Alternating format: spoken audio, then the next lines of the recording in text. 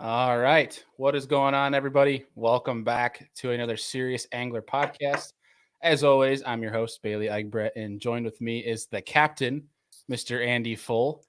And if I don't know if folks could tell, I'm sure the MP3 folks obviously could tell a big difference in the change in our intro tonight. We're trying to shake some things up a little bit for you guys, keep things fresh and new for folks. But Andy, what's going on, buddy? Not a whole lot. Drove this morning, hung out at your house, picked some stuff up, and then left it on your couch.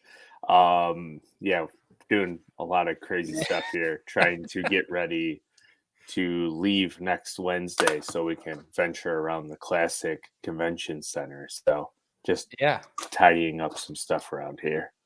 Yeah, if you guys couldn't tell, this is it's going to be Andy's first ever Bassmaster Classic he's going to attend to next week. And our guest today, our good buddy, Mr. Wes Logan, it'll be his first classic he's competing in that he's qualified for.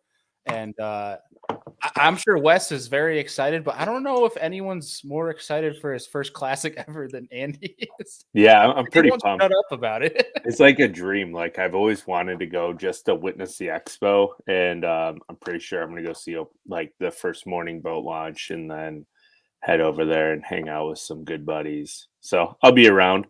But the stickers I'm supposed to hand out are on Bailey's couch at the moment. I'm sure you're excited, dude. And the first morning takeoff I ever saw for the classic, like you're just standing there, you're taking in the environment, and it is like, as an angler, if you're a tournament angler, it gets your blood boiling just watching. I can't even imagine what it's going to be like for our guest today for his first ever takeoff. Hopefully, he doesn't like Little big fish jitters. Yeah. Hopefully, he remembers how to drive a boat when he's taking off first classic morning. But either way, we're excited for him for his first classic, and we're going to talk to him in a little bit here. We'll bring him on. But Andy, first Bassmaster Classic, man, I'm excited for you to get down there. And for folks, as Andy mentioned, if you see either Andy or I at the Classic, we're going to have like some Serious Angler stickers. If you guys see us, come say hello. We'd love to chat with you, and we'll get you some stickers and stuff and have a fun time. And hopefully get a beer with you, a bunch of you guys, that when you guys are down there. So we'll be walking around. Are we allowed to drink beer during the convention? I think you can. Yeah, I think you can drink beer in the expo. Awesome. I'm pretty sure. I'm trying to remember if people are walking around. I want to say, yeah. I want to say the couple shows I have worked around here, I was able to drink beer while working, but I don't know if I want to or not down there. So we'll see. I want to say you definitely can. And if Amanda's going, why would you not? You got your own designated driver. Yeah, I'm working it out with Schnupp, but he might even pick me up in the morning and take me home afterwards. Oh, well, there you go. You got your own. You got your own. I just don't know how he would feel about me drinking beer all day and be like, "Hey, man."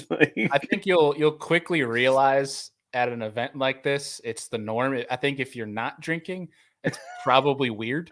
Yeah, it's fair enough. But no, dude, it's gonna be a lot of fun, and I'm gonna be floating around the Humminbird Makota booth, the Pure Fishing booth, so Berkeley Abu Garcia, X2 Power. I'm gonna be doing some work stuff, and Andy will be floating around all over the place, free will, and either way, it's gonna be a fun time, and we hope to see you guys down there. But Andy, I think let's get Wes on. Mr. Wes Logan, what's going on, buddy?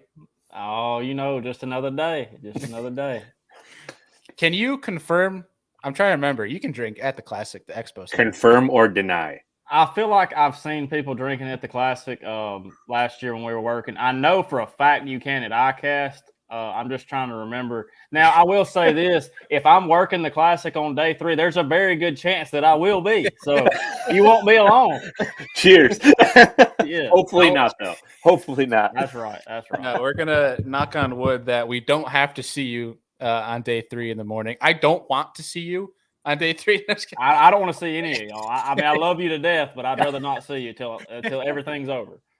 If I have to see you, though, I will wake you up with a nice hard coffee in the morning that's spiked and ready for your day. Some Bailey's. Sounds like from a good Bailey. time. Yeah. We'll make the best of it for sure. Yeah, that's for sure. Either way, buddy, it's good, one, to get you back on here, and two, as another congrats. I know we've been working kind of behind the scenes the past week or so, but a formal congrats on qualifying for your first Classic. And we're going to get into the Classic a little bit here. Mm. We're going to kind of talk on some things, but what's been obviously going on with you recently? Let's talk a little bit about the start of the Bassmaster Elite Series season. I know you don't like Florida too much, but let's touch on it a little bit to see and kind of catch up with you. It's I mean, obviously we've had 2 tournaments so far, back to back. The first one at St. John's River, and then the second one was at some mud hole down there in Florida. I can't remember the name. No, we were at the Harris Chain, which is probably the best lake in Florida right now, and as far as fish catches and number of fish. But St. John's has always been good to me. I've always cashed a check there. Finished 30th this time around. Made some stupid decisions probably on day 3 that probably cost me some points. Still kind of beat myself up about that one because I feel like I left some points on the table, and I know how valuable those points are, getting to the Classic as far as, next year's Classic. And then roll around the Harris Chain. Actually had a decent practice for once, and it just always seems like if I happen to have a pretty good practice, it just all like falls apart during the tournament. But you have those type of derbies. Obviously didn't finish where we wanted to, but I even fished 2 days or 3 days at St. John's and 2 days at the Harris Chain, and I never had a big bite. I never had a bite over 5 pounds. I memean, you can't do that in Florida and really compete, and be in the top, 25% of anglers, because you'll have guys where, like at Harris Chain, I had 11 pounds the first day and 12.5 the second. And you replace one of my 1.5-pounders with a 6 both days, and I look like a hero. Like, it's that easy, and you can get the bite. It's really hard to focus on, catching big fish in Florida because they can just show up at any time, at anywhere. So, I mean, it's just unfortunate luck to not get those big bites during the tournament. But, I mean, it is what it is. But definitely not thrilled about the start to my season. It could be worse, but it could be a lot better also. Yeah, there's some people that just vibe with Florida. It's typically natives that vibe with Florida, or for some weird reason, if you're from Wisconsin or Minnesota, you vibe or Ontario. Yeah.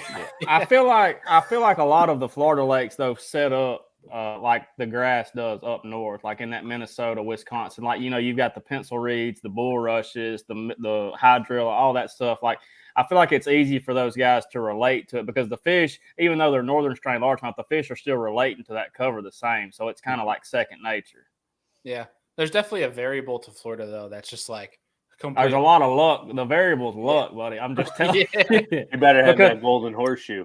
I mean, last year, dude, on day 2 at St. John's, I catch 22 pounds and I catch a 6 or like a 5 something and an 8.8 right before I come in. Like, it's just, if you don't get that bite, you barely scratch by and make a check to where this one bite's the difference in a top 15 or a top 10. You get 2 of those lucky bites, and I mean, you fish on all 4 days. It's just, it's really all there is to it. Now, you can put yourself in position to be around those females when they show up, obviously, or, sight fish and, all that good stuff, but knowing the areas and stuff. But I don't dislike Florida. Florida's been really good to me, but I feel like it's a lot of becoming really fortunate. Like, I don't realize, like, I left out that more knowing I was going to go catch an 8-pounder. Like, it just happens, but sometimes it does, sometimes it doesn't. Yeah, and you can find a school of 2-pounders one day, and you're like, "Yeah, I might get 10 pounds today," and you show up, and they're all 6s. Like, that's right. That's exactly right. Or you catch 4 2 or 3 2s, a 6 and a 10. Like it's just it's crazy. Florida. It's Florida. Hashtag Florida, no doubt. Well, I have to. I got to give a shout out to a mutual friend of ours, Mr. Luke Loverick, over at Johnson Outdoors. I heard he had a. Will you be having his dollar bill on you for the Bassmaster Classic? There's no doubt. I might have it like I was going to say frame, but like you put the little plastic over something like you would a card. I think I'm going to like seal it up because I don't know. He got in my boat the last day of practice to shoot some content for Johnson Outdoors and a couple other companies, and dude, my practice had sucked and it was raining real bad, and I was running down the river. I was like. And I actually felt bad for him in the rain because he had a rain suit on. He had an after rain suit on, but it was just like pouring. I was like, I'll just stop right here and fish these pads. And dude, I got like 15 bites down there. I'm like, yeah, you're riding with me the tomorrow and the rest of the year. Like it was just like instantly. So yeah, I've got that. Sorry, go ahead. Go ahead. No, I was gonna say, how many random times? How many times does that randomly happen to you? You're like running down the lake and it's downpouring and you just stop for no reason. Also, you're like, oh my God, I found the mother lode. Yeah, not near enough. Not near enough. I will tell you that. But it has happened a few times. But no, it was pretty crazy when he got in the boat. I actually think when I first picked him up, it wasn't raining near as bad, and he was trying to get all his camera stuff, situated. So I just kind of idled across from the boat ramp where I picked him up, and literally my first flip, I caught like 1.5 pounds, pound and 3/4, and I hadn't had a bite all day. It was like 1 o'clock, and I was like, all right, we can probably work with this. But no, it ended up being a really good time. Actually, the fish that I found with him is, a majority of the area that I caught on, in the tournament. But I don't know, it worked out pretty good. But I still have that dollar in my pocket, and I'm probably going to hold on to it unless we have another Harris Chain tournament, and we might give it back. Yeah. He showed me the video where you're like trying to get him in the boat. And he's like, you got something on it? He needs something from me. I was dead serious. He was like laughing. I was like, I need something. He's like, oh, I'll give you. I'm like, no, like legit, give me something. I don't care what it is. Like pluck some hair out of your head or something. Just give me something. Yeah, I just want to see that clear-coated dollar bill like you see in restaurants. Yes, just drill it into the front deck of your boat. Just right there where I stand by the trolling motor. Yeah, exactly. Oh, it's kind of a cool talking piece too, if you think about it. It's like something they could give you a story on live. Oh yeah, or like tape it, like clear tape it to the front of my windshield or something. Yeah, there we go. Why do you have a dollar on your windshield? Long story. Perfect. So you just laminate it. That's all you got to do. That's the word I was trying to think of. Was laminate. It just came to me. Yeah, it probably would have never came to me, but I tried. Yeah, it's like, well, how have you made the past 20 top 40 cuts? Luke Lover. That's all I gotta say. That's it. No doubt. Oh, LL. Sounds like you need to get in your boat for every practice when the practice is tough. And I agree. Struggle with the camera gear and then just idle over to a random pad section and just start catching them. Yeah, it was like, it kind of gave me a clue of like what to look for, honestly. So, it was a blessing in disguise, really. Like, just the whole situation of me going to pick him up, because I had to run like 10 miles from where I was at to come pick him up. And I was like, well, I'll just fish here. And it just like, that's how it happened. Dumb luck. That's Florida luck right there. That's Florida luck, 100% to a T. Some people just got lucky charms, and Luke happens to be yours. Evidently. Maybe it won't fall out in the toilet next time he goes to the bathroom. Well, dude, kind of switching gears here, kind of looking forward to next week at the Classic. Have you thought about, after the Classic, what, you get on stage and Dave Mercer says, Bassmaster Classic qualifier, Wes Logan. Have you thought about what that's going to feel like? Yeah, a little bit. I've mainly tried to just focus on that it's not really that it's another tournament. Sorry, I saw that pop up. We'll get to that in a second. For folks listening, we got Luke that we've been talking about in the YouTube comments, and he put, I stole Wes's waypoints though. Yeah, it probably will. He'll probably do better than I would with him, to be honest, because I probably didn't even know what I was doing. Kind of like one of them dogs that chases a car down the road, like they don't know what to do when they finally catch it, like the tire and all that good stuff. But anyways, I don't even know where we was at. Oh, talking about the Classic. Yeah, I've tried to think about the Classic as another tournament, but obviously the thought creeps back in your mind that that it's it's the Super Bowl of bass fishing. It's going to be cool being out there in front of the crowd and stuff. But I don't know. It's still a shock to me when he calls my name out and he says Bassmaster Elite Series champion. So to be able to add Bassmaster Classic qualifier to that is, it's obviously a dream come true, because there's a bunch of my buddies, and growing up, like that's all we used to talk about was the Classic. And I had this little thing that I never wanted to go to a Classic until I qualified for one. And I made that, kind of thing with myself when I was young. It wasn't like when I started fishing bigger tournaments or something, or when I thought I had a chance to make it. It was like, 8, 9, 10 years old. Because we had 5 or 6 Classic come to the Birmingham area, which isn't but 30 minutes from my house. And I never went to one because I didn't want to go to it unless I was in it. And they kind of got me on that one, because when I had to start working for my sponsors, I had to go to them, a couple of them. And I did go to one weigh-in, but that's the only weigh-in that I've ever been to until I'm going to be in that arena in my boat. That's That's so interesting because you hear guys that on the complete opposite spectrum of that say, like, I went to all these Bassmaster Classics and I'd watch the weigh, and I was like, I got to be there someday. When you're like, Yeah. nah, I don't want to be there unless I'm in Yeah. it. It's kind of that's how I've always been my whole life. Like, it's probably backwards, but it's a motivation thing for me. Like, yeah, if I'd have went to them, obviously it would have, I'd have wanted to get there even, as bad probably, but it was just a self-motivation thing. Like, you don't deserve to go see it unless you're actually there. You qualify for yourself to be there. Yeah. Well, dude, I'm pretty excited to watch you come through that ring and your first time stepping on that Bassmaster Classic stage. And are you going to have any antics like Mr. Matt Robertson pulled last year? And apparently he's going to have this year. No, Matt's his own guy, and I love Matt to death. But and he owns what he does. I mean, that's the cool thing about Matt is, he doesn't try and fake who he is, and I mean that's a really big thing nowadays. And I'm kind of just, I don't know, I don't really have any antics. I try and be all business most of the time. I do like to have a good time sometimes, but when there's work to be done, I like to try and stay all business. But sometimes it would be good to loosen up. But I feel like that 2 or 3 day period, I'm gonna try and be as focused as I can and focus on the task at hand. Yeah. Well, I mean, I don't think I'm even close to being in a position to ever give you advice. But I think what You I've never know. But like when I've heard other folks talk about the Classic, especially for guys that have been in it for first timers, it's to be able to take a second every now and then to look around and remember that you're at the Classic. Especially because, dude, you're building quite the resume for yourself. Whether you want to, I know you're stubborn and you don't want to admit it, but I'm going to say it, and I know you might not like it, but I'm going to say it anyway. But you're building a damn good resume for yourself, dude. So it's got to be cool. Just take a second and remind yourself, you deserve to be on that stage. I mean, you earned your right. I mean, you might have said, hey, I don't want to be on that stage until I'm in it for some weird reason, but no.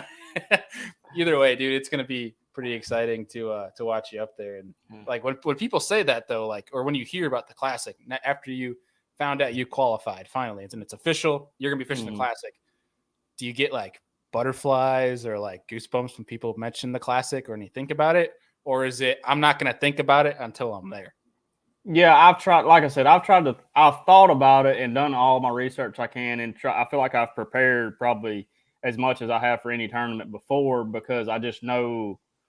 I know how I can fish the tournament, I think, to have an opportunity to do very well. So I've focused a lot on that from a tournament perspective, but I've tried to not think about all the stuff that comes with it. And I just want to, like you even said, I have told myself, like, it's going to be a crazy week. You're going to be getting pulled in a lot of directions, but take a minute to put all of it in, because the only reason that is because it's not a guarantee that you'll ever get back. Like it's not like they hand them out every year. Like I know for my rookie year how hard of a year I had and how much of a struggle it was, and I didn't make it. And then for last year to be fortunate and have a few good tournaments, and by the last tournament kind of be in the Classic for sure. I just know that, and even the way this year's starting out, like it's going to be a little bit of an uphill battle to try and make it again. So take advantage of being there, take it all in, don't take it for granted, because there's guys that have fished a long time that are very good anglers that have only made a handful in their whole career. Yeah. So you say your first year was so bad, so terrible, but you only missed the Classic by what, 3 spots? 3 points. No, 1 spot, 3 points. Yeah. So you can't go say it was horrible. I mean, it was a horrible year for me as far as fishing. Now, I mean, I was able to, at the end of the year, I was able to scrap and claw and get real close. But from a fishing standpoint, I made terrible decisions. I lost fish in every tournament. Like it was a bad fishing year for me, but still, was able to, fish my way back into it and have a chance to make it by the last tournament. But I mean, it was a bad year. We didn't make the Classic. Like, it don't matter if you miss it by 1 point or you miss it by 101 points. Like, you still didn't make it. Yeah, I mean, I'll agree and say it's not a great year, but like for having such a bad year, and missing the Classic by 1, there's worse places. For sure. And even going into last year, it made me feel better. It gave me some confidence to, as bad as everything, like losing fish, multiple days of multiple events, like to have fished that bad and still been that close to making it. It gave me some confidence last year, going into last year, that I'm fishing right. I know what I'm doing. It's not like I suck. I just got to get a few breaks to go my way, and we'll be okay. And fortunately, we did. Yeah. Well, So I'm not sure. So I don't want to come across as being like negative because I come in 44th my rookie year, but it was just it was a mindset thing of how bad it was, but we still did, halfway decent, pretty much. It's funny when you get like the lost fish juju going, it always seems to like steamroll too. Oh, it's awful. It's the worst. It's terrible. Like and it'll just go away. Like it just shows up and it'll just go away. Like you'll catch 5 or 6 that you boat flip that they come off in the air and land in the boat, and the next 3 you do come off. Like it's I don't even want to get started on it. Yeah, fishing.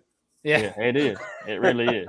I think the too soon window is over with, so we might be able to say it now. But like, dude, you want to talk about lose fish steamroll? Scott Martin at the Harris chain. I don't know if you got a chance to see that, Wes. I hadn't. I've heard something, but I haven't got to watch it. I've never felt so bad for one person. But yeah, we'll leave it at that. We'll let you go back in time and watch that. It's good TV. I'll say that it's good TV. Yeah, but that's normally not a good thing. No, as an angler, it hurts you inside just to see what happened. But dude, I to an extent, I really actually relate to your mindset of, I don't want to sound negative, but you want to have that mindset of, that's not good enough, because you want to have that thing of keep striving, keep pushing, because there's always room to keep improving. You can feel good about it, but only feel good about it for a certain amount of time, because there's always improvements to make. And if you waste that time being comfortable where you're at, you're just going to start falling behind. So I completely relate to that mindset, which I'm sure that's what you're basically getting at. Yeah. And I mean that you said a word that kind of resonates. The being comfortable thing. You can't be comfortable like in the position that if you're. It doesn't matter what pro circuit, or it doesn't matter what you're doing. Honestly, if it's in your job, there's always somebody working to take your job, whether it be football team, baseball team, your job, your office job, fishing, whatever. There's always somebody trying to take your job. So the minute that you get comfortable, they're outworking you that second, and they're getting ahead of you. So I mean that's. There's a time when you can kind of relax, but as far as getting comfortable, I like that word. Like I don't ever want to get comfortable where I'm at, because there's always somebody trying to work harder than you. Yeah, damn right. And so with that, obviously missing Classic by 1 spot, and then you make the Classic very well in 13th in AOI. What kind? You said decision making. That was one of the first things you mentioned that you sucked with. Quote, I'm not saying you sucked. You said, I said it. No, I know I did. Let me paraphrase what you said. Verbatim. You can tell me I suck, Bailey. I probably need to be told I suck a lot. You know what? I'm just this guy in a kayak. You made the Classic. I ain't gonna say you sucked. Wes, all you got to do is challenge Bailey to a race, and you can use the Skeeter. He last episode he challenged John Cruz to a race. Oh yeah, that'll work out great. John could probably beat you in reverse, and you be going forward. It was like a debate with Deacon about like kayak boat stuff, and we just have like these really like good debates, just information back and forth. And I don't know how it came about, but he's like saying something about John Cruz. I'm like, I'll challenge John Cruz to a race. And while he might smoke me, I'd just be like, kind of cool to be like, yeah, I raced John Cruz once. In a kayak. Who could paddle faster? Yeah, that's right. Well, pedal. I should say pedal, not paddle. Yeah. So with that decision making, right? What was like did you have like a mental adjustment, like strategy wise for decision making going into the next year? Or what was that adjustment? Things just worked out? Your decisions worked out for the better? Or what was that big change? Yeah, kind of. I mean, it was a little bit of luck and a little bit of fortune, but mainly just having confidence when I decided to make a move during the day, because you'll get into this, and it's kind of like a slump, but it's not. And all us fishermen talk about it. You start second guessing literally every single thing you do as soon as you do it. Like you'll be like fishing out there, like, man, I need to go over and hit this bank, and you'll be all fired up about like it's a great move. You put your stuff down, you run over, and as soon as you stand up and pick your rod, you're like, I need to be over there. Like this isn't what I thought it was. And you'll stay there and fish around in a little while and not have confidence in what you're doing. Then you'll want to run to the next place. The next place is always better. And just having, confidence in the moves that you're making, is 95% of the game, I think, because there's a reason you thought that your first thought was to go there and do whatever you decided to do. And then all that doubt starts creeping in your head when you get over there and you make 1 or 2 casts and you ain't had a bite. You're like, well, this sucks. I made the wrong call. Let me go do something else. Just kind of basically getting back to it was just, once I made it, and it does help when like the first term of the year, you make 1 or 2 moves right to start off the year and you catch one here and you catch one there and you're like, all right, I'm fishing good.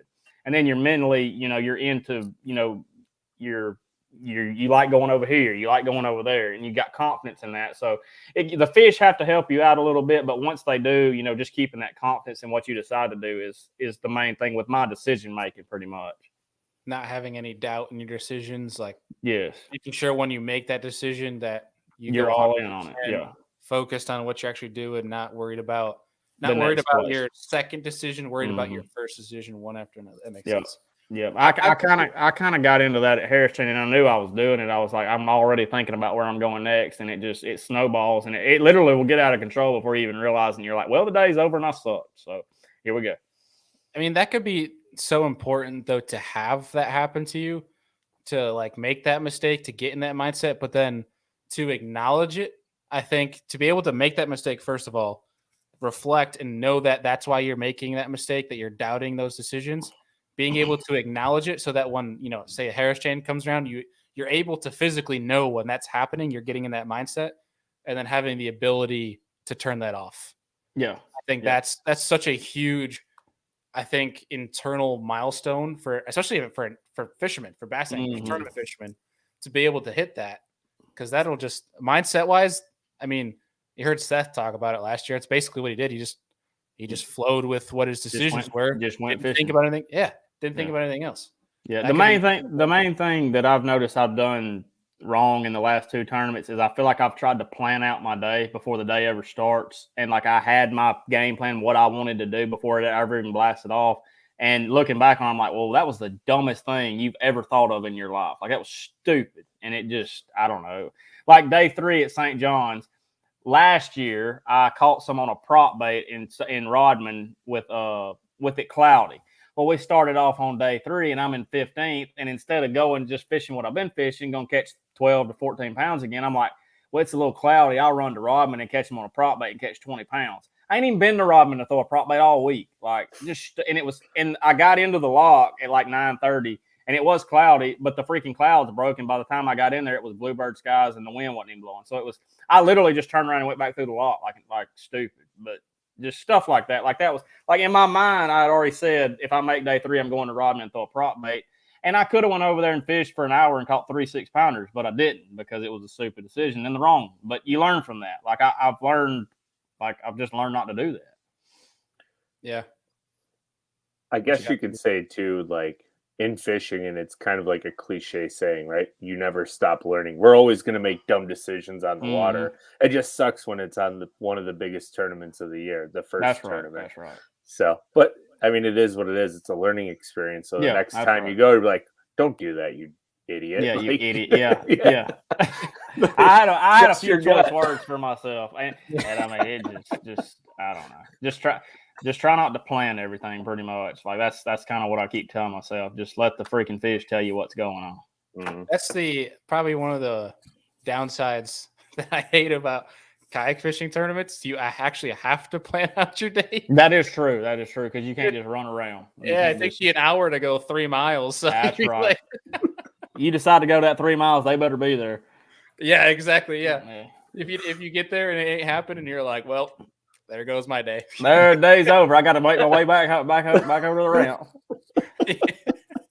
Yeah, that is the worst feeling, especially when you're getting there with physical labor, not turning a boat. You're like, oh, this sucks. Yeah, God, that was dumb. Yeah. Might as well fish my way back to the ramp and tuck my tail between my legs. Like that's exactly. Right. We got a couple more things, but I think we're going to take a little quick break here and get to some questions from folks that are in the comments. And Backlash Pro asked if you have any experience on blueback herring lakes. I do a little bit. Smith Lake's right here by the house, and there's some herring in that lake. But I do know from herring lakes that you don't always have to focus on the herring eating fish, I guess would be a good way to put it. just having that experience. But you know, as far as you know, a lot of experience, no, and obviously I know they're going to play at Hartwell. I mean, it's a given. So it'll be a learning issue as we're trying to you know, win the biggest tournament in the world. But you know, all it takes is one or two little places, and you know, you can look like a hero. Mm-hmm. Yeah. Do you think the spotted bass are going to play? 100%. There is no doubt about it. Just looking at, you know, past tournaments at Hartwell, you can kind of see the progression of, you know, the size of the spotted bass, where, you know, back in 08 and even in 15, most of the spots that were caught were, you know, 2 pounds, 2.5 pounds was a really good one. I think Brett Hite caught some pretty good ones, like some 4-pounders, but I think your average fish is going up spotted bass wise. So yeah, they could really play, actually. And I'm not really that familiar with those type of spotted bass, except for at Smith. Most of our fish are, you know, Coosa River spots that live like 2 foot deep and are, you know, like mean as a bulldog. So You're kind of spotted bass. yeah, that's right. They are a different breed, that is for sure. I caught a few on Toledo and like completely way back of creeks, you know, burning a spinnerbait, and I caught like a 2.5 on Toledo, and they're like, yeah, that's a big one. Yeah. Yeah. And I was like, I was not expecting this thing to be back here in mud in 2 foot of water. Yeah. But Most of them, like in those Texas lakes, those are like true Kentuckies, like or the old Kentucky spots. They'll be like short and fat, and the herring eaters will be kind of like those longer. They'll get fat too, but most of them are like long, and they'll have a gut, but not really crazy. And then the Coosa spots are just, I don't know, when they get big, they look like footballs. They'll be all white looking and have just pretty cool colors and stuff. So it's a weird deal how there's all those different types of, you know, species of the same fish, honestly. Mm-hmm. yeah, when I was down there in practice, I ended up finding a school of Kentuckies of them offshore. I've done that before, and they were like 2-pounders too. It wasn't bad fish, but yeah. And I didn't realize there were spots in them though, and I kind of felt stupid for a second because I did all this map research, time of year, weather, and all this stuff. Mm-hmm. But I neglected to do any like sort of like getting like familiar with the forage and what's actually in that lake. Right. And I called my buddy Nolan Miner, who's been there a bunch of times through the college circuits, and I'm like, is there a spotted bass in Toledo? I just freaking caught one. And he goes, yeah, those are Kentucky's. And he kind of gave me the rundown of how Toledo and those work. But I was like very caught off guard because I did not realize spotted bass were in Toledo Bend. My second year at Ray on tour at Ray, our starting tournament was at Rayburn, and I had an offshore place that I had some spots on that I was just going to start on trying to catch like 10 pounds, and they were like 1.5 to 2 pounders. And dude, I rolled up there. My first cast, I caught a 7-pounder. Like my third cast, I caught like a 5, and I never caught a spotted bass there the whole tournament. And what had happened was those big large bass that pulled up there and were actually eating them. Like they'll eat those spots. So it's my crazy. Oh yeah. Sir. So anytime you find a school of spots, just remember it and just be sure to check back in with it every now and then. Well, I checked back in with them the tournament, and they just got small. No, they got smaller. It happens that way, but I'm telling you, so they will eat on them things, and they'll be big ones too. It won't be they'll be like 3-pounders. Like it'll be like, you know, 5s and biggers and stuff. So you're saying I should contact these custom swim bait guys and have them make me a spotted bass swim bait? I mean, probably. I mean, they make a bar fish type thing that those big fish eat out there, like that striped white bass looking thing. So I'm sure they would eat it if you got it around. Yeah, just add a little more like green gray to it. It'll be perfect. Yep. That's right. If you rolled a swim bait by on any color, they would probably eat it, to be honest, because he ain't gonna swim up to it and say, "Well, it ain't got a little green in it." You probably ain't gonna catch him anyway. That'd be crazy, just though, to catch one of those giants and to see a little spotted bass sitting in its throat still. Oh, I promise you. I mean, it was no crap. Like that tournament, I never caught a spot there, and I caught some like more 3-pounders there, but those 2 big ones are there like right off the bat, and I was like, that is crazy. That is insane. They ate all of the baby spots. Well, I'm sure they ate some, and then the rest of them are like, we gone. Yeah. We've seen this before. Big boy. Oh yeah. We have a question here. It's such a pretty good question, and it's kind of talking about the topic we were on earlier. But he's asking, how do you recover from a lost fish or bad tournament on the biggest stage? And I'll kind of add to that, like when you have, I don't know if you've experienced it yet, but when you're on live, like Bassmaster Live, and something doesn't go your way, and you know there's a lot of eyes on you versus when you don't have a camera boat on you. Mm-hmm. I mean, what do you like, is there anything mindset wise that you kind of roll through to kind of keep your composure, especially when you know like thousands of people are watching you?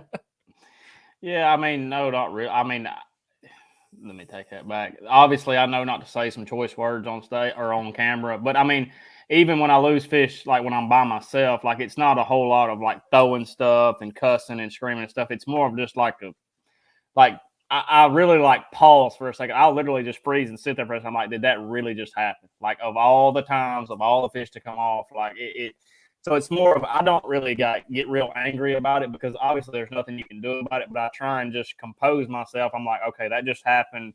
Obviously it sucks. But I mean, you got to catch the next one because that one's gone. I mean, and it's the hardest thing to do because you've worked so hard for that bite. You finally get that bite and it comes off, especially in a big time situation. But I mean, the fact of the matter is, like, you're either going to catch him or you're not. Like, if it's meant to be for the fish to come in the boat and you to top 10 or win or whatever, like, you're going to catch it. Like, that's just all there is to it. Now, fish, I'm not real old, but I've had enough opportunities where when it's your time, it's going to be your time. Like, I don't know. It's like I can specifically remember 2 examples. My rookie year at Gunnersville on day 3, I'm flipping. I lose a 7-pounder, and that's the only fish I lost all week. And if you catch that fish, I win. Frank Talley doesn't. You know, his life doesn't get changed. Mine does. Fast forward to Neely Henry this past year. I throw to the backside of a grass clump in the current, and a 3 3/4 4-pounder jumps over it and misses it. And I sit there and I'm all, you know, pissed off on live. I don't really say a whole lot. And I'm like, man, is it really going to happen today again? Like, not get the bite or do something stupid like that. And like my 4th flip or 4th cast back over there, it eats it. It hooks it in the bottom of the jaw. Like it didn't even get it in its mouth, and I catch the fish. And I mean, just that's basically what I'm getting back to. Like when it's meant to be for you to catch it, you're going to catch it. So, I mean, you can't get mad about it. You just try and catch the next one and, you know, let the cards fall where they may. When it's your time, it's your time. Yep. No doubt. Yeah. But it doesn't make it less any, you know, doesn't make it suck any less when they come off. Like, I mean, it sucks bad. It still sucks. It sucks bad. Like first bite I got day 2 at Harrison was like a 5-pounder and it come off like 2 minutes into the day. I'm like, well, this is great. So, I mean, what do you do? Like, ain't nothing you can do about it.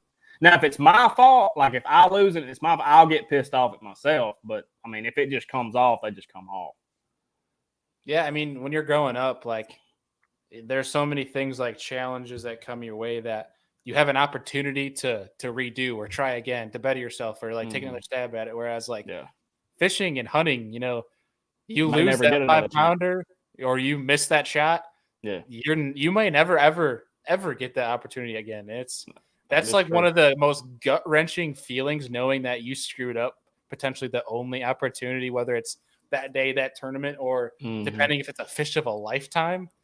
God, I mean, there's no feeling I think that compares to that in terms of like, wow, this sucks. It's going to take a while to get over this. And the thing about it is like when it happens, not trying to harp on, but when it happens, you think you're the only person in the world who's ever lost a bass. Like there's so many people in each tournament that lose so many that would have made a huge difference. Like it's unbelievable how many times like, well, if so-and-so would have caught this one and so-and-so would have caught this one, like it would have been a whole different ball game. But I mean, like it goes back to when it's meant to be, when it's your time, it's your time. Like what's about to happen here next week. Unfortunately, somebody's going to lose a bass. It's probably going to cost them the Classic. Like you can't know when it's going to happen. You don't know who it's going to be. But I mean, the odds are in the fish's favor most of the time. Like it's just going to happen. And you got to, I mean, it's inevitable. It's going to happen. Especially when it's spotted bass or smallmouth. I hate us. Don't even bring up a smallmouth. Like, why you got to do something like that? Like, why? We were having a great time, man. Like, everything was good. And then you just got to bring them into it. Like, they just ruined the party. Is this a bad time to run our Dodge truck ad? Boy, I tell you what. He's fixing. I tell you one thing about the Dodge I got. You're gonna have to dodge it on the side of the road because that's about all it's doing right now. Because it ain't moving. No, it ain't ramming on a whole lot. I can tell you that, boy. I was really testing our friendship with that comment on live air. Golly, I mean, I don't think Wes is gonna text me back for the next couple of months. New phone. Who's the this? Classic, and he's just gonna walk right by you.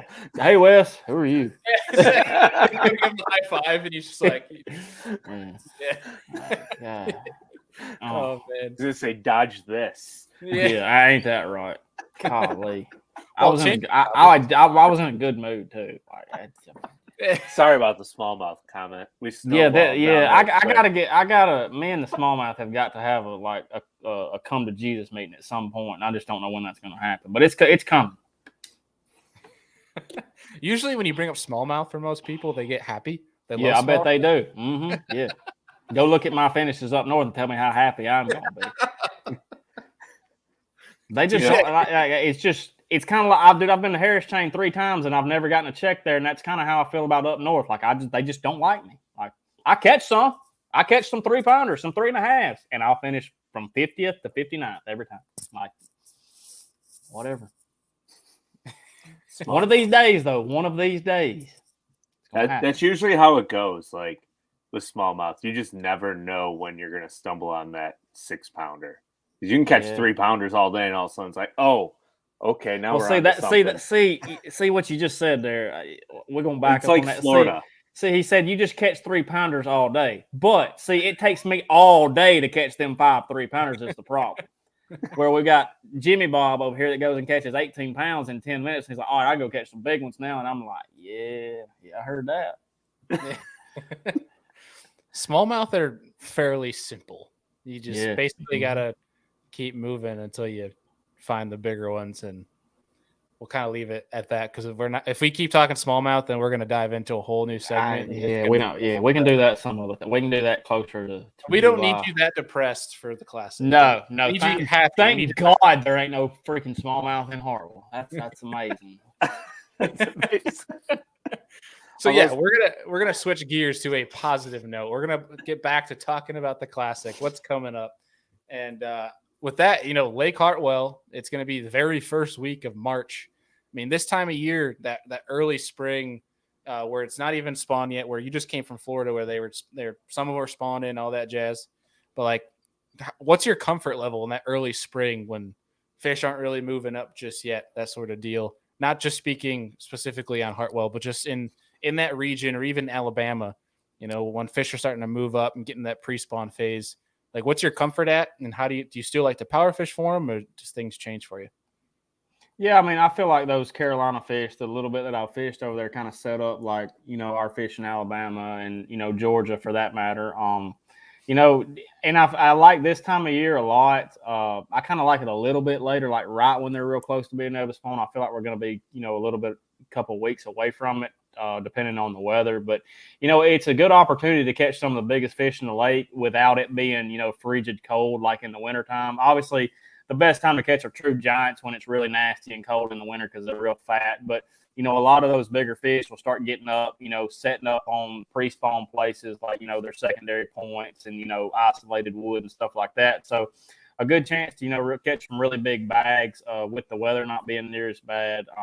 And I feel like this time of year is a really good pattern deal. Like just in this area anyway, like once you figured out a little deal on a lake, you can kind of run it just depending on how the lake lays out, because the majority of the fish are going to be doing the same thing in the lake. I mean, obviously not all fish are going to spawn at the same time, but they're all going to be setting up because they know it's getting time to spawn. The days are getting longer. It's warming up a little bit. Even if it's cold outside, they know that day's gotten, an hour longer. They got an hour longer of sunlight and stuff like that. So that timer in their head starts going off and, you get the fish shallow. There's still some fish out deep, so it kind of spreads people out a lot in that situation too. So from a tournament standpoint, that's a pretty good deal this time of year as well. So is that kind of something where you're going to put like 3-4 rods in the deck and just move until you find active fish this time of year? Oh, yeah, pretty much. I mean, you'll be able to start like this time of year. I like to you either start one or two ways. You start really shallow and work your way out, or start, out deep and work your way shallow. And at some point, you're going to collide with them. And it's going to be like you catch one, halfway back in a creek. And you're like, well, it may have been a fluke. And then you run to the next one and you catch another one halfway back in a creek. And well, then a light bulb goes off and you kind of figured them out. So, I mean, just kind of working from one way to the other just to figure out what kind of stage they're in, especially when that water's in that, anywhere from high 40s, like 48, 49 to, high 50s. Just that whole, I feel like that's what we're going to be dealing with this time of year. And they're going to be set up somewhere from, the real deep pre-spawn haunts, like wintertime stuff, to, dead shallow, 2 foot deep, getting ready to go on the bed. They're going to be somewhere in between there, obviously. And all you've got to do is work your way around. And it sounds easy. I mean, I'm not saying it's as easy as it sounds, but that's by your book, that's how it should work. And a lot of times it does. It just, you have to be in the right section of the lake, or, however that plays out. But I don't know, and the next thing I like about it is you can kind of power fish. You don't really have to slow down and throw a wacky rig, or, throw a shaky head or something. You can still catch fish doing that, but you can crank, some flat sides, flip a jig, throw a big spinner bait, stuff like that. So just kind of fishing I like to do the way I grew up doing it. It kind of works, for the majority of the places that, that I've been and that we go. So when you're talking about like when you find fish and for some reason they're either halfway back, or they're all the way back, or they're on this first secondary point leading to this creek. When you find them in a situation where they're like only midway through the creek, where do you know, like, I mean, it might obviously just when you start getting bites and when you stop getting bites, but is there any other key factors to know, like, because you hear guys that will hit only a certain stretch of a creek and they won't run all the way to the back and they'll just leave and they'll know when to stop with these creeks. I mean, is there any other sign besides that you stop getting bit to move on to the next creek? It can be a handful of things. And I mean, not in just talking in general, not really about a specific type of lake, but if you're on like a highland reservoir, like you might see that the bank transitioned into a different type of rock or something. Like you might be on a bluffier bank halfway back, and then it turns into like a 45-degree bank, and you happen to notice when you fished 100 yards down that 45 degree, you didn't get another bite. Or if you're on a, just a regular impoundment and the bank kind of slopes off, or it gets a little bit deeper, like you were on like halfway back, happen to be a little bit shallower, and then it drops off into a hole and you stop getting bites or you start getting bites. So just, it's mainly little subtleties that, and most of the time when you're talking about halfway backs and creeks, you're talking about fish being on the bank. So you just kind of have to pay attention to that. Most of the time it's either depth, the way the bank transitions into something else, the bottom content, like, you may notice you're on a harder bottom halfway back, and then it turns into some muck or something like that. So, I mean, it's really just mainly those key factors, but it's something that you need to pay attention to, like with your eyes, and let the fish kind of tell you, because most of the time, if you're getting some bites and then something changes and you quit getting bites, the fish are telling you, obviously, they're not there anymore. Like, because if he was still there, if there was one there, he'd still bite if you were getting bites, 100 yards back down the bank on something different. Just being aware of visual cues. Yeah. I mean, just kind of paying attention, and it goes back to just letting the fish tell you what's going on. Right. You have to really pay it. That's the main thing. Didn't try and cut you off. I just thought about something. People tell me, like, what's the biggest difference between you guys and, everybody else? I'm like, well, I mean, we're all good fishermen. Like, most everybody can cast. Everybody knows what baits to throw. I mean, it's no secret, but like, putting together, once you get one single bite, what you can take away from a single bite from a bass, because it's going to tell you a lot. A lot of times, sometimes it can be a fluke, and then sometimes it can kind of lead you into obviously a really good tournament, a win or something. So just trying to remember every single thing that happened when you got that bite, how deep it was, how the fish bit it, did it react to it, did it get it on the fall, were you dragging it, did it really get it aggressive, did it swallow it, did you hook it on it barely got the bait, just all those things come into play when you get one single bite. Like, you can take a lot away from it. That's what I try and tell people to just pay attention to. Yeah, and it seems like a lot, like, especially when you list it out, but it really, the more you do it and the more you remind yourself of the different factors, I mean, it can kind of just become second nature, almost instinct, when you can start making those adjustments, especially like, well, you could talk about like a crankbait when there's 2 fish back to back that get it on that last little treble hook, like, to maybe make it color switch. Right. Along those lines, but you sleepy? Oh, it's been a long day. Sorry. Oh, come on. I don't know if you saw it pop up on the screen, but we got Mr. Cody Holland in the house tonight. And what's up, buddy? Saying hello to you, Wes.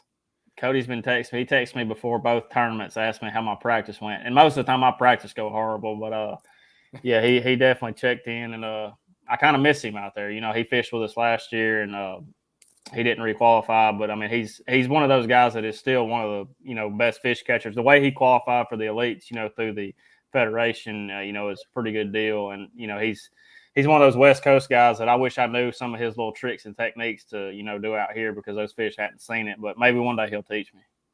Hey, Cody's been on the show before. He's leaked some juice on this podcast before, and we're gonna have to get him back on here for some more juice. No doubt. Let's see what he's up to now that he's back out there and hammering on the Columbia. Yeah, Mm-hmm. yeah, Cody, we'll be in touch, buddy. I see him catching them ugly brown fish all the time. Yeah, I see him. You say that until you have one good tournament, and you're gonna love them. I'll be like, they're the best thing in the world. Like, it's awesome. Every tournament needs to be up north. Every one of them. Yeah. Oh man. Andy, I think Wes just needs a day in late November on the Great Lakes. I do, man. I've never been in the boat with anybody besides a day of practice up there up north. Like I've never seen anybody really catch them. Like, it's been a learning experience, and I've like everything that I know I learned myself, and obviously watching videos and stuff. But like, I've never like seen it firsthand. Like, hey, this is how easy it is. There's a 5-pounder. There's a 4-pounder. I mean, they're just everywhere. Yeah. So if you have a free day, I'll extend the invite. If you have a free day somewhere between them, me, you, Bailey, and I will go out on Erie and have some fun for a day or two. Sounds good. Maybe we'll catch one over 3 pounds. Maybe. I think you need that. I think you need that for your soul. I really do. Like, it would make me feel very a lot likely. better. We might only catch a couple, but they'll be over 3 pounds. Well, that's all I need to know. I just need to drop my little drop shot on the right rock. That's all I need to know. We can make that happen. Hey, though, it's going to be a lot easier for me, though. I got that Mega Live dialed in now, and I'm going to be able to see them out there instead of having to drop down straight on them and they run from my boat. See, that ain't going to be happening no more. So they still might run from you. I've seen plenty run from a drop shot when it hits the bottom. So yeah, well, they may just run from me because they know it's me. So well, that's like a whole new episode too to talk about. That is like learning that smallmouth can be. They're typically they're super simple and stupid is basically what you usually use with smallmouth. But there's times where, and Andy showed me, it's like they run away from a 1/2 ounce, but you switch to 3/8 and they'll eat everything. It's super weird. That's crazy. Or you drop down in line size to 6 or 5, mm-hmm. and all of a sudden you're like, oh, now they're eating it now. Stupid fish. Yeah, stupid fish. I mean, they do have some eyes now. They've got amazing vision. Like, I don't know a lot about them, but I know they can see. Like, mm-hmm. And that's what's, talking about vision too. Like, we've talked about it a couple times on this show, but like line size isn't usually a visual thing for a fish, where a lot of people think it's more of the lighter the line, the more natural. Exactly, the more natural the bait will be. That is correct. Makes a huge difference. Just give it all out there, Bailey. Just tell everybody, like, why not? You can tell people how to fish light line, and then they go and do it and break off every one of them. So it is a special technique and finessey way to fish. You need certain rods with certain reels and certain drag systems for it all to work properly. Well, I agree. I had a 7-foot medium heavy with 30-pound braid to 6-pound test. I don't know why I kept breaking all these fish. Brilliant. Yeah, that's right. That was Wes that actually said that. That was not. I feel like I've got all the equipment down. Like, I've got the 10-pound Sunline like braid and the 6-pound Sunline FC. Like, I've got a #1 Gamakatsu drop shot hook. Like, it's a little old bitty hook. Like, I got all the details down. A medium light rod. I don't lose that. I lost some my rookie year because that's the first time I ever, dealt with smallmouth on a spinning rod. But last year I feel like I didn't hardly lose any at all. I just didn't catch none. I get you. It's got a lot to do with the zip code where you drop your cricket. 100%. That's true. It does help. Going back real quick, and then we're gonna start wrapping up here in a second. When you mentioned about starting shallow, working deep, or working deep to working shallow, kind of in your experience, is there an easier method? Like, is it easier to go shallow to deep or deep to shallow?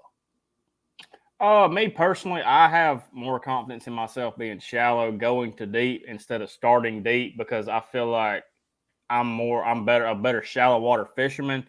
And if there's some fish up there, shallower, I'm going to be able to figure it out a lot faster than I would starting deep and working, up shallow, because I feel like if I start out deep, then I might get frustrated by the time I get halfway back or something and actually miss some fish, in the backs of a creek or the back of a pocket, to where if I go try and start doing my strength and get a few bites, well, if I can catch a few up shallow and I work my way out a little bit and get a few more bites, well, then I know there's going to be some fish pulling towards me. So basically, it just kind of seems like whatever you have more confidence in. If you like fishing offshore, I would start out deep. If you're a shallow water guy, I would start out shallow and then work your way, obviously, either different way.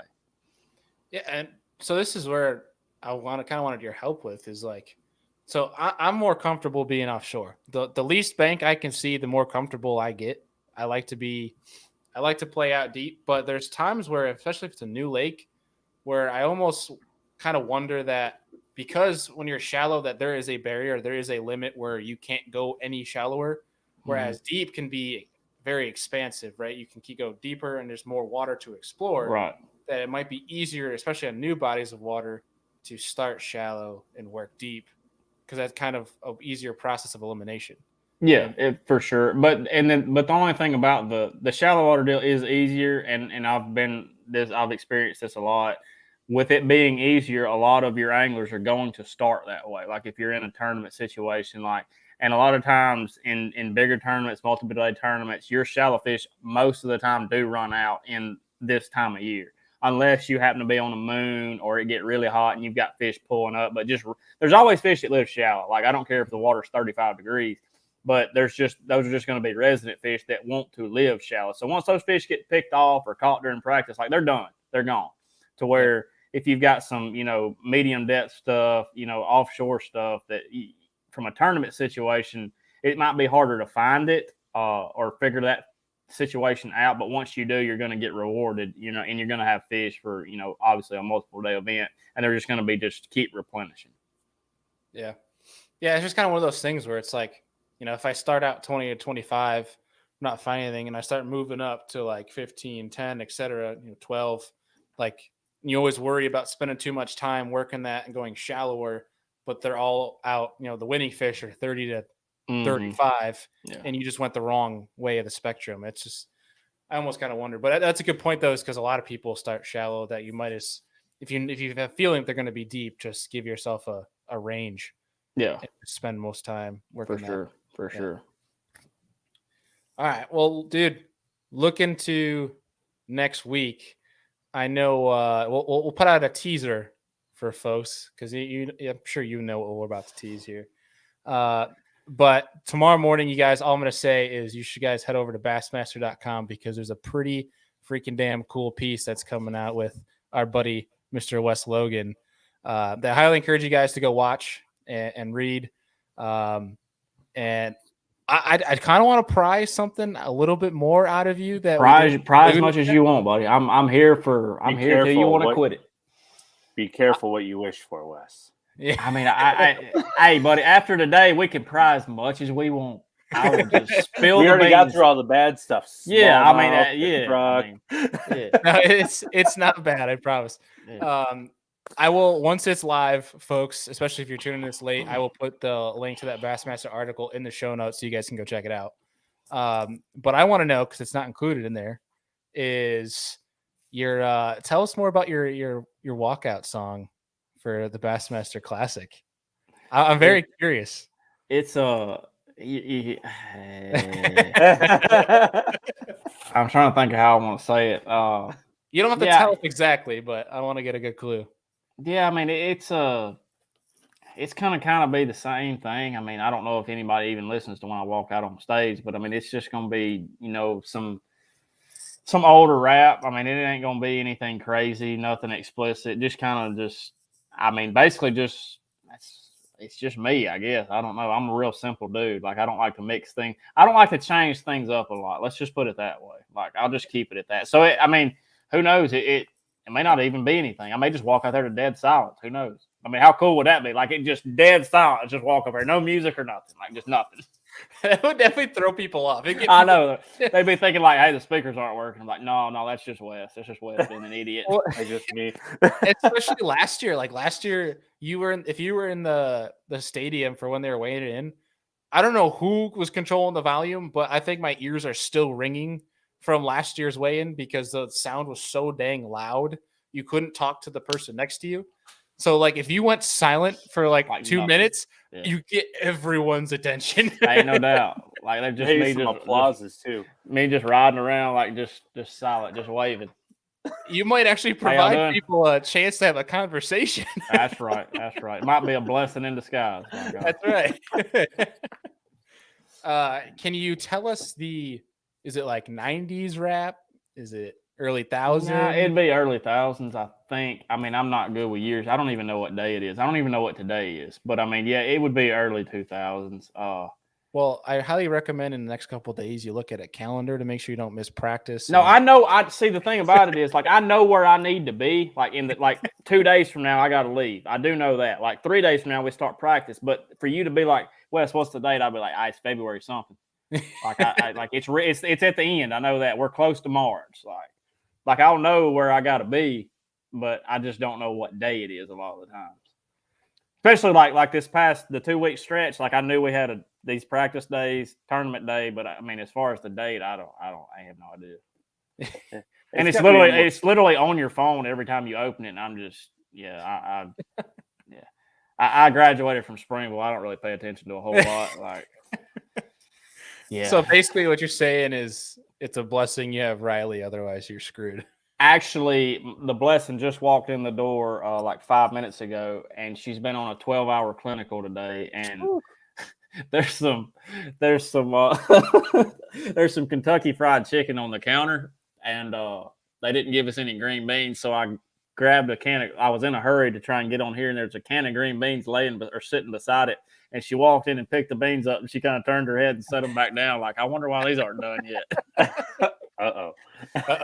Yeah, I think we might need to end this podcast here. No, it's all good. It's all good. She's awesome for real. Like, she keeps my freaking head on straight, and she's probably fixing to get on me for being in a bad mood about my truck, but we'll get that figured out somehow, some way. We might pull the freaking boat to Anderson, South Carolina with a horse and a carriage. We'll probably be better off because I promise you that freaking wheel ain't gonna go out.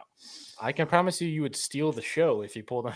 Hey, you got to do what you got to do sometimes. Get a couple Mustangs on the front of that carriage, you're good to go. Shit, I'll have some Clydesdales on that thing with some Budweisers in the back. Beautiful. Get an extra large jersey for your horse in the front, and there you go. Right. That's marketing, baby. I mean, you got to do what you got to do. One horse Wes, next horse Logan, across the back. That's right. Yeah. I mean, it's what a time to be alive, boy. Yeah. Well, buddy, we'll let you go and enjoy dinner. Tell Riley we said hello, and we're looking forward to at some point hopefully seeing you next week, and hopefully see you in a positive mood. I know you're gonna be. It'll be a positive either way. I mean, it's to be able to fish, and it's a blessing for sure. And I'm not going to take it for granted whether we finish last or we finish first. Either way, you got to fish in the Bassmaster Classic, so that's pretty cool. Hell yeah, buddy. Well, we appreciate you taking the time out tonight to come back on. It was good to get you on again. Yes, and sir. We're just looking forward to seeing you in a few days, boss.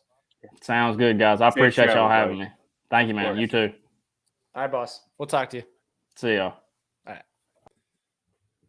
Bassmaster Classic, man. It's for everyone involved. I feel like it's life-changing, whether you're a spectator, you're fishing in it, whether you're a company going to it and you're releasing products. Like it changes for so many people, especially if you're working in the event, because it's kind of cool because like you're working the Bassmaster Classic. Like, I don't know, it's kind of a cool deal for all parties involved. Like, even if you're just going to the Bassmaster Classic, like it's a big deal, especially in the fishing industry. Like, I think from an outsider perspective, they don't understand the impact that the Classic has on the industry for everyone involved.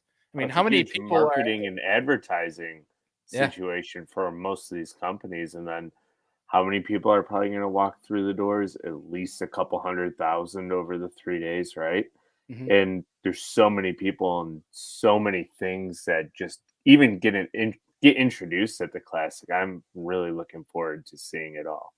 I think what's really cool, and if you remember this, something I did last year, while you're walking around, what's kind of really cool to think about is when you look around these booths and you see different anglers, and you almost kind of have to keep like a mental Rolodex, because it's kind of cool to see. Well, there's some anglers where you might see them floating around in different booths, and then 3 years later, they're a big name or they're an up and comer when you didn't realize it at the time. Or you're walking around the Classic and you see different people walking around in jerseys, or different anglers that are working booths. and they might not have done too much in their career at that time, but 2 years from now, they're in the Classic.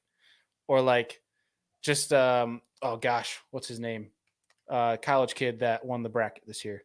You know what I'm talking about? He has long hair, big beard, tall dude. I know what you're talking about. I can't. I feel really bad that I'm forgetting his name right now. I feel horrible because I follow along actively with his socials, and but I remember seeing him at the Classic last year, just walking around, and I was like, oh, I recognize him from college fishing, and then now he's fishing the Bassmaster Classic. Like it's kind of a cool thing to walk around and kind of see where people go from year to year. Tristan McCormick, thank you, Jack. Yeah. I was thinking McKendry, but I'm like, that's the school. And I was like, I know it starts with an M, but I don't want to be wrong because there could be a million last names with an M. Yeah, I don't know if Tristan listens to this, but I sure know some of his buddies do. Sorry, buddy. I'll make it up to you. But dude, it's cool to see. What I love about the Classic and I like about ICAST is, especially being from us being we're not in an Alabama or a Tennessee or a Texas where you get to see a decent amount of people from the industry a couple times a year. Mm-hmm. But the Classic and ICAST, you get to see everybody together and you see so many familiar faces, people that you talk to. Like social media is an awesome thing, and the fact that you can connect with so many people so easy and so quickly. And at the ICAST and Classic, you can actually see them in person and have a beer with them, have a conversation, get to know them in person. You know, tease them because you thought that they'd be taller than they were over social media. You know, stuff like that, stupid stuff like that. But either way, I'm looking forward to the Classic next week. And for folks tuning in right now, Thursday night, we are going live to do our fantasy fishing preview show of the Bassmaster Classic. And we hope that you guys can come and join us. We're going to be giving out a bunch of prizes from Omnia Fishing, from Humminbird Minn Kota, Hobie Eyewear, Queen Tackle. Like, we're going to be giving away a bunch of stuff. I hope you guys will come join us Thursday night at 8 p.m. Eastern. And then hopefully, if you guys are listening to this, let us know if you're going to be at the Classic next week. I'll be there from Wednesday to Monday. Andy will be there. I'm pretty sure at a similar time frame, right? Yeah, I'll be getting into Greenville roughly 5 p.m. barring any flight issues, but I'll be there Wednesday night through Sunday as well. I think we fly home really early Monday morning. Yeah. So, but yeah, folks, I mean, I'm going to be floating around, like I mentioned earlier in the show, from the Johnson Outdoors booth. So Humminbird, Minn Kota, and then Pure Fishing, X2 Power. So I'll be at those booths predominantly. So if you guys are near those, it's a good chance I'm there if you want to say hello. And same thing with Andy. Andy's going to be floating around all over the place, but you'll be at Alpha Angler, G2, Gemini jerseys, and you'll probably be on the Queen Tackle, all of our sponsor stuff. Yeah, Queen. I'll be at Hobie doing some social stuff, stuff like that. Just kind of floating around, saying hi to some friends that I haven't seen in years at other booths that I used to fish with up here that I know will be there, and etc. So it'll be a good time. Yeah, if you folks see any of our partners down below as you're watching this, or you guys know that are tribute with us, head over to the booth and ask and see if we're around. Just ask them, be like, hey, have you seen that ugly guy named Andy anywhere? And it's hard to, like, normally I have this big bushy beard and like crazy scraggly hair, but I got a haircut a couple weeks ago. So like, this is a weird new look for me. That's how excited Andy is for the Classic. Like, got a haircut and everything. I got the haircut because the wife told me to. So yeah. Otherwise, I'd still be like growing the hair out and the beard. But yeah, Andy's been like the like almost the excited, like getting ready for a job interview type of anxious for the Classic. Yeah, I'd be way more clean and prosperous for a job interview. Let's be real. I'm just happy I'm at that point in my life that I no longer have to do job interviews. Yeah, that is nice. That is nice. So, but I think we're gonna wrap it up here in a second. Again, huge shout out to Wes for joining us again tonight. It's been a few times we've had Wes on the show. So if you guys want to listen to more of Wes, we have some shows back. If you guys go back through the archives, I can plug them as well in the show notes here. Where we've had Wes on the show. Always good to get him on, and excited to see him compete in his first ever Bassmaster Classic next week.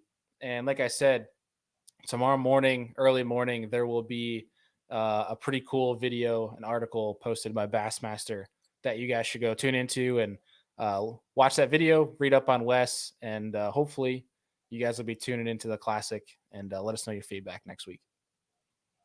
But I think, Andy, beyond that, let's close it out. Hopefully see you folks on Thursday night. Yeah, for our you fantasy do pick. not want to miss Thursday night. That is the night to join. Yeah, we've had a lot of crazy good engagement on those shows. We hope you guys will join us for those, win some prizes, tell us our fantasy fishing picks suck. Tell us what your fantasy fishing picks are. Yeah, and help us join in on making fun of Bart because we're smoking him right now. But either way, thank you guys, and we will see you guys on Thursday night.